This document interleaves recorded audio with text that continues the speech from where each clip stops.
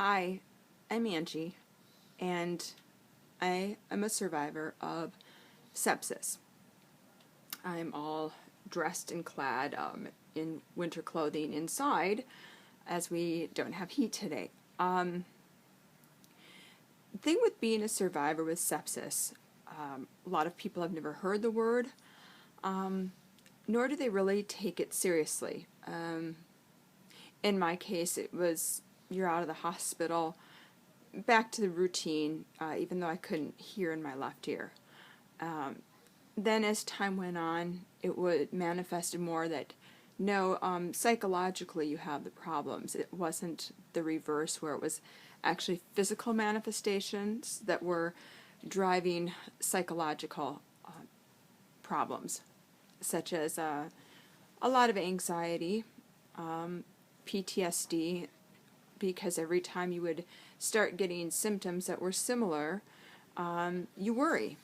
And I'm a single mom with 2 kids and considered disabled. Yet I'm often scorned for even using that word because I appear normal.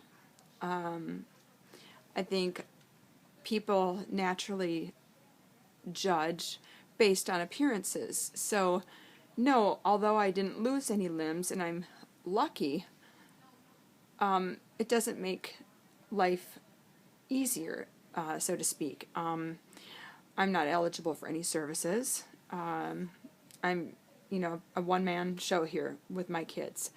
And on days like today when we didn't have heat, I woke up and my fingertips were numb. That comes and goes. However, your body just isn't the same. So it took almost 3 hours to even have feeling back in my fingers. I've been to about every specialist in the Twin Cities area, and still not taken seriously, except for my pulmonologist. Life is different. There's days I can go out and do cartwheels and exercise and have very good cognitive function. And then there's days where writing a simple note or a memo is exhausting. So parenting can sometimes be very hard. I've got a son that has autism, and so it puts a lot more pressure, a lot blessings, but more pressure and more time, and consistency when a child has autism is paramount, and sometimes that's difficult for me to always be consistent because I have a day where, I can't move very well. So I really feel there needs to be a documentary movie about sepsis, in depth, about really recognizing the symptoms, knowing how to treat it, knowing how to help take care of someone out when they survive,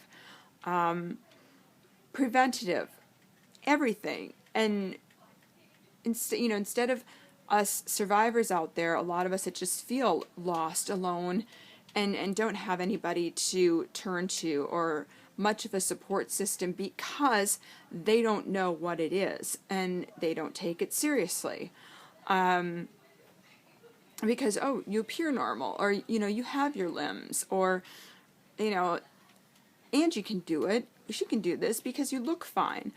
But inside, you have to guard yourself. I just recently had to put in a leave of absence for a very part-time job. We're talking 1 day a week because it was wreaking havoc on my body and putting me in a communal setting where I am more susceptible to catching illness.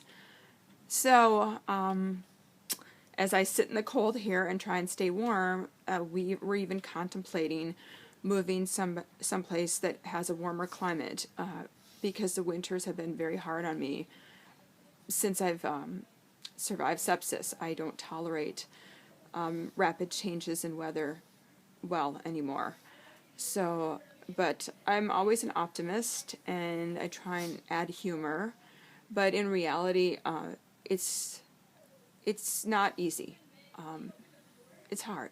I've got a son who's going to be 18 next year, and to feel that at one time you were a salaried employee with paid leave, and now you can't do that, has been very humbling and hard to accept. But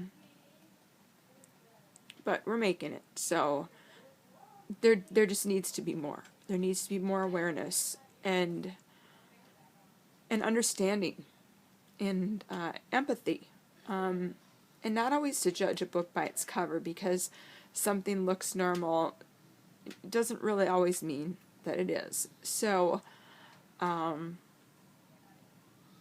I encourage you to please, give the grant to the Sepsis Alliance and make this happen, because it's a silent suffering, and you only have one life.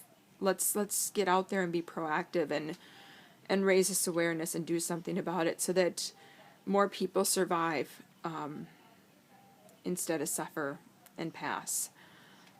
Thank you for your time, and I am going to go try and find my heating blanket because it's very cold. Enjoy your day. Thanks.